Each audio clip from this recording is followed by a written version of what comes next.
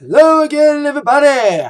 Second Tech is here with the Atakline for Monday, April 2nd, 2012. Hope you had a great weekend, April Fool's weekend.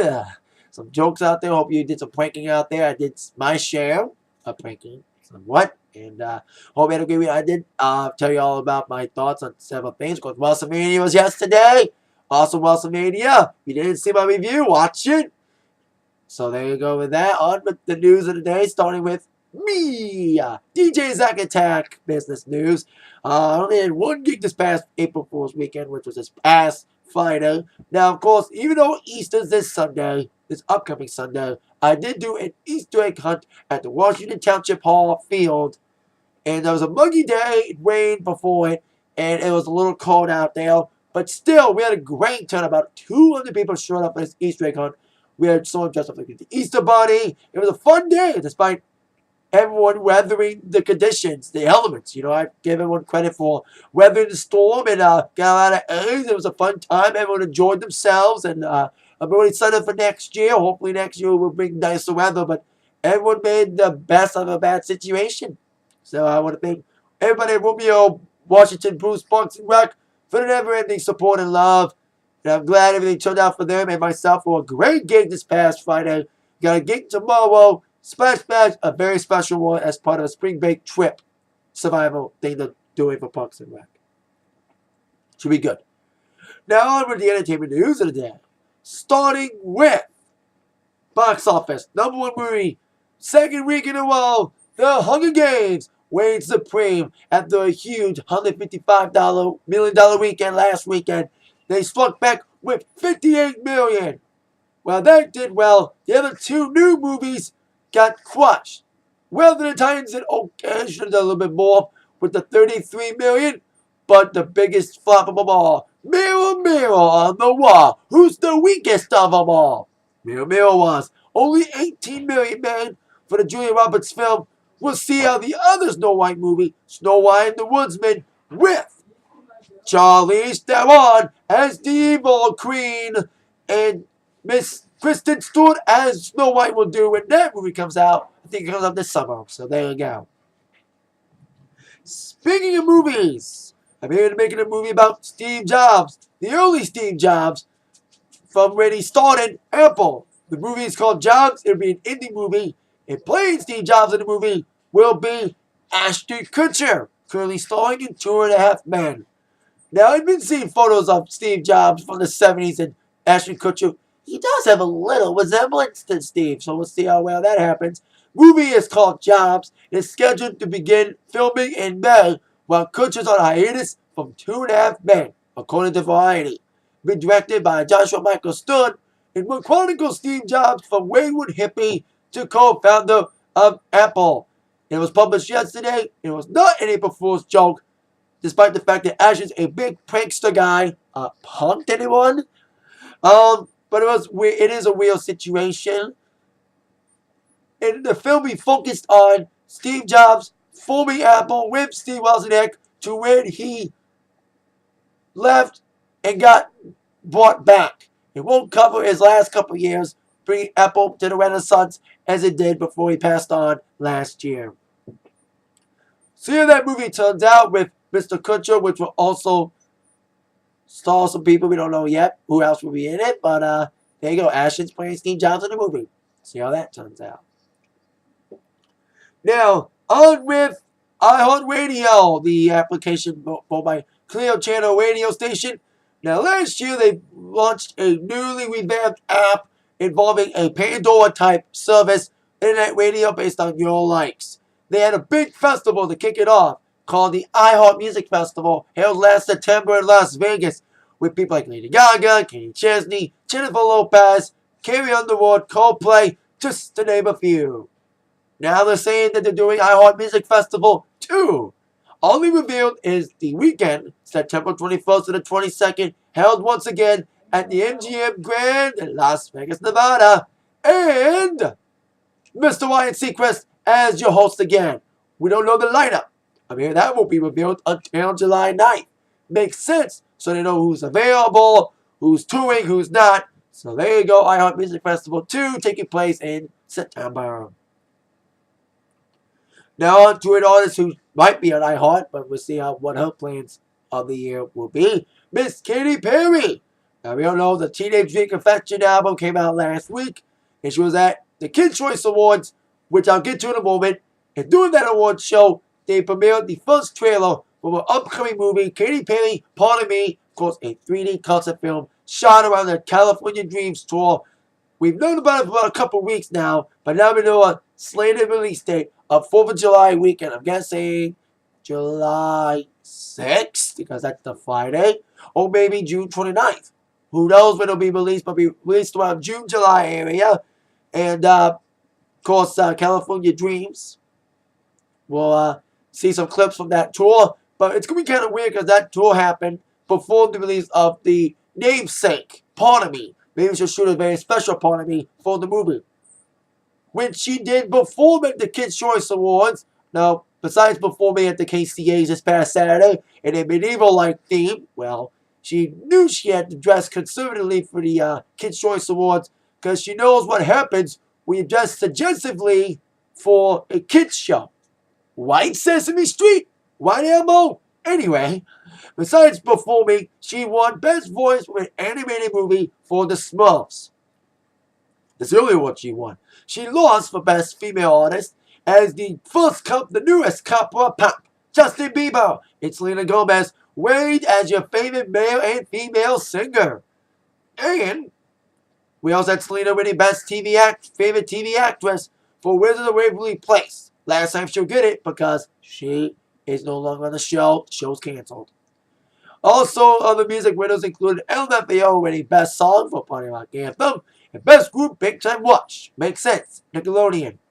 Other winners included Taylor Swift winning the Big Help Award. She won another award, which I'll get to in a moment, but I'll talk about the ACMs. We also had Tim Tebow winning Best Male Athlete, Danica Patrick winning Best Female Athlete. We also had Jim Carrey losing to Adam Sandler for Favorite Movie Actor for Jack and Jill. Now it's kind of odd that Adam won Favorite Something when he lost one as the worst. At the Raspberry Awards held over the weekend, he swept the entire thing. His movie Jack and Jill, which is a piece of shit, won every award possible. Worst actor, worst movie. I think he won worst actress for playing the fat sister, Jill. So at least Adam won something, good, knowing that he won the worst in the Raspberries.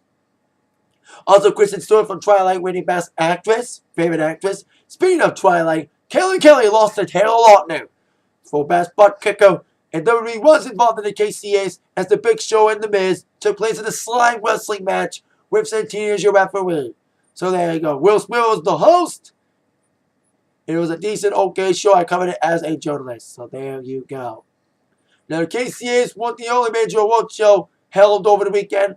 We, of course, had yesterday the Academy of Country Music Awards. Of course, I missed it because of a little thing called WrestleMania, which I'll get to when I get to Raw. Now, the big winner was Taylor Swift for the second year in a row, winning Entertainer of the Year. Now, she won, and of course, she had a little incident involving her date. She was supposed to take a cancer patient, Kevin McGuire, on a date to the ACMs. Now, Kevin McGuire and his sister posted a Facebook page about trying to get Taylor to take Kevin, a cancer victim, twice to his prom in June. Although Taylor said no to taking him to prom, she one-upped him by asking him to join her at the ACMs. But unfortunately, Kevin didn't make it, as he was in the hospital on Saturday night for complications unknown at this time. Taylor did give a shout-out to Kevin and hopes to make it up to him, as she said on her Twitter page. So Taylor won the big award. The big winner of the most awards was tied between Miranda Lambert and Jason Aldean, as Justin Bieber and Selena Gomez did, sweeping the Best Male and Female Vocalist of the Kids' Choice. The married couple of Blake and Miranda once again dominated this award show as your Best Male and Best Female Vocalist. And Miranda also won Best Album for the Record. She already won in the past for Crazy Ex-Girlfriend, Revolution, and now For the Record, her third straight album of the year in a row. Although Lady Antebellum still reigned as your best group, a big upset came in the best duo as Sugarland lost to Thompson Square. known for the one hit, Are You Gonna Kiss Me or Not, and the somewhat new single hit, Glass. That's a big upset. So we'll see what happens next year if they win again. Or Sugarland reigns supreme. Maybe it's because Sugarland didn't release anything new last year. We'll see what happens there next year. Also, Best New Artist went to Scotty McCreery for American Idol. Makes sense. Voting, American Idol, Best New Artist, same thing for Scotty McCreery. Also, Video of the Year went to Toby Keith for Red Solo Cup. As I mentioned, Miranda won 2. Sold to Jason Aldean. He won Best Vocal Event of the Year and Single of the Year for Don't You Want to Stay with Kelly Clarkson. And Best Song of the Year, another big upset, went to Crazy Girl for the Eli Young Band. Of course, Blake and Reba holds it again, made a little jump on Taylor Swift, kind of mad about her and Tebow. And like I said, I would have loved to have seen this show. I just read you the results. But I'm mad that it's always on WrestleMania Sunday. Now on to Dancing with the Stars preview for tonight. Now last week we said goodbye to Martina Navratilova. I need to get that name right. Big week this week. We'll see what happens this week. Jaleel White, he was a leaderboard 2 weeks ago. Last week he underwhelmed. Hopefully he can bounce back and try to stay back in the race with great performances last week from Catherine Jenkins and Rashad Finken. Will they reign supreme again this week? Or will someone take the spotlight? Of course, we have possible step-ups, like I said, with William Levy, the Spanish dude. William Menudos coming in after a match at WrestleMania last night. She'll be dancing tonight. See what happens with her. People that need to step up big time are Gavin DeGraw, Melissa Gilbert, and Gladys Knight, and maybe Sherry Shepherd too. And of course, Jaleel White needs to come back after an underwhelming performance last week. See what happens on Dance with the Stars tonight at 8 on ABC. Also at 8, the WWE Hall of Fame ceremony will air with the inductions of Mike Tyson, Edge, and the Four Horsemen. Yes, with Ric Flair. That segue leads me to my Raw preview for tonight. The aftermath of WrestleMania 28 tonight. So we'll see what happens there. Big Raw after WrestleMania. 3 great matches last night. If you didn't, like I said, you didn't watch my WrestleMania review, watch it. And it was a good Mania. So watch my review if you haven't yet. About my WrestleMania thoughts. But on to all top 5 questions that must be answered tonight. Starting with question number 5. What will happen with Daniel Bryan? Where will we go from here? Well, of course, as we all know, Daniel Bryan lost to Sheamus in 18 seconds last night to kick off WrestleMania, with Sheamus becoming a new world champion. I heard that they wanted to break the record for the fastest title match in Mania, which was currently held by Kane and Chavo Guerrero for the ECW Championship, deservedly shortest title match ever, at WrestleMania 24. 8 seconds. Well, 10 seconds too fast. 18 seconds. So they didn't break a record last night. But what will Daniel Bryan do? Will he go for a rematch or focus on somebody else or blame it on AJ because she kissed him before he got quote kicked? Who knows what happened to Daniel Bryan? Where will he go from here? See what happens with him. Speaking of, where does someone go after a loss? That leads to question number 4. What will Chris Jericho do after losing to CM Punk last night in a great match for the WWE Championship? Jericho tweeted, I felt like I've been ran over by a bus, which actually felt like it. I think it's time for me to move on. Will Jericho move on by leaving the company again, or will he move on by focusing on somebody else and not Punk? See what happens with Jericho and his future plans. Same with Daniel Bryan, who need to come back after a loss. So let's see what happens with them too after losing last night. We'll get to another loser in a moment. Question number 3. What will Johnny Laurinaitis do as the first night of winning both shows? Last night at WrestleMania, Team Johnny, thanks to Eve Torres screwing Team Teddy, became the winner, and it helped Johnny Laurinaitis become the general manager of both Raw and SmackDown. He already abused his power last night by putting a no DQ, you lose match stipulation on CM Punk last night. So we'll see how the power-hungry Laurinaitis abuses his power tonight as the first night of him running both Raw and SmackDown and being permanent GM. Question number 2. Will anything be announced for next pay-per-view Extreme Rules? I say not, because we want to focus more on after WrestleMania. So basically, maybe they'll announce any Extreme Rules matches. Won't be announcing them until next week.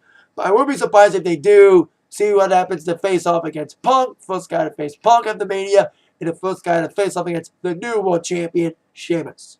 who broke the Royal Rumble curse. Spin a Mania on the question number 1. Will there be any final thoughts from Cena and The Rock tonight? As we all know, The Rock layeth the smackdown down on Cena's in the ass last night, beating Cena at WrestleMania in Miami. What else would have happened, man? I would have wanted Cena to win. Made sense. I was a Rock guy, and I am, but you know what? Happy to see Rock win. But what will Cena go from here? And losing to The Rock, will he have any other parting words? Maybe a rematch in store at SummerSlam. Of course, Rock is in Miami still, so let's see if they do get into any other confrontation. Maybe a show of peace, or maybe a sign for a rematch. See what this and more comes up as the aftermath of WrestleMania unfolds on Monday Night Raw tonight at 9 on USA Network. That is it for the Atakline for today. Thank you all very much for watching. See you all later tonight for my Raw review. With that in mind, you've all been attacked by the news from Zach. Thank you very much. See you all later. Yeah.